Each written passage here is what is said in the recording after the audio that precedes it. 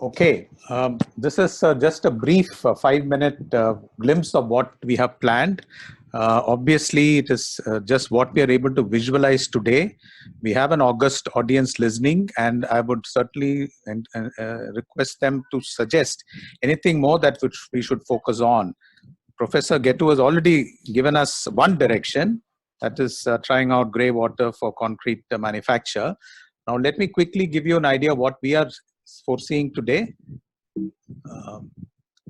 So way ahead for research is currently focused on rapid low-cost testing and recycling in general, which is continuing research and development of low-cost sensors, essentially to empower the masses to manage their own water quality, and possibility of integrating these sensors directly into the water treatment plants for IoT-based monitoring of water. Developing newer eco-friendly materials for remediation of contaminants in raw and processed water. So this is where our immediate focus is.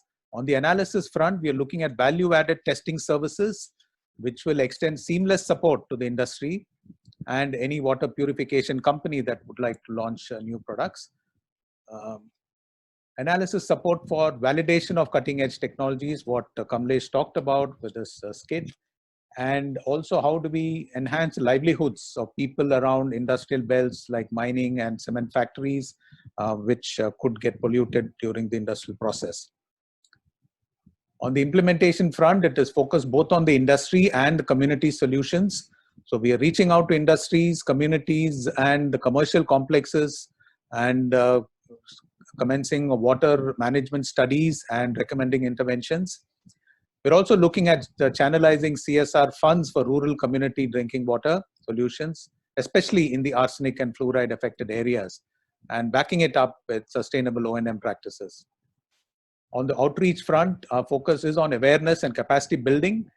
So we continue to collaborate with NGOs and philanthropic organizations and work towards increasing awareness of clean water and sanitation and hygiene, conducting training programs, interactive sessions for knowledge transfer and capacity building, and facilitating restoration of water bodies as and when this opportunity comes up. We've got one inquiry for building wetlands in the creek in Goa. So we are trying to see how to take up such projects involving experts from outside.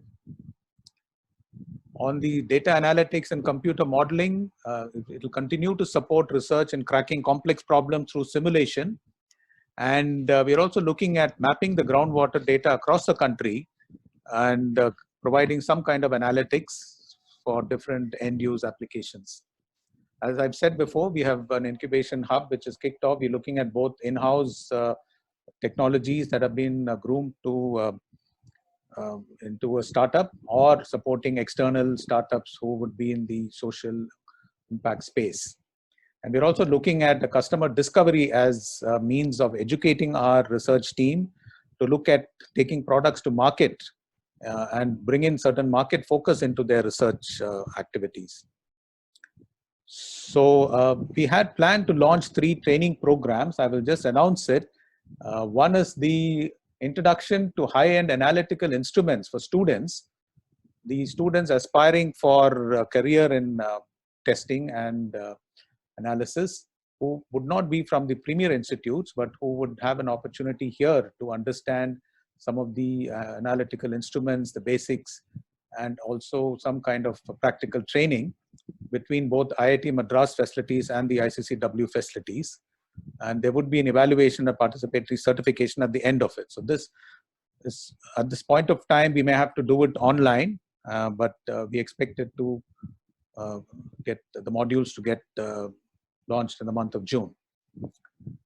Another program is for analysts, both working in the government or private labs, who would need more intricate information or training in terms of handling analytical instruments like atomic absorption, GCMS, HPLC, and so on. So this will also have a module which will be conceptual and theoretical, and followed by practical training as and when situation permits. Again, we plan to have assessment and certification for the different participants. The third is for engineers working for either the government or private sector, various levels of engineers. We are working on modules, and the first module will be available in June. Here again, there would be theory and practical sessions, but more of case studies and group discussions and so on, so that there is management input and some kind of leadership training that is given to these people. In addition, we will also look at cloud-based remote monitoring, because today most of the equipment are coming with sensors which enable remote monitoring. And this could be a new area for these engineers to get familiar with. Thank you.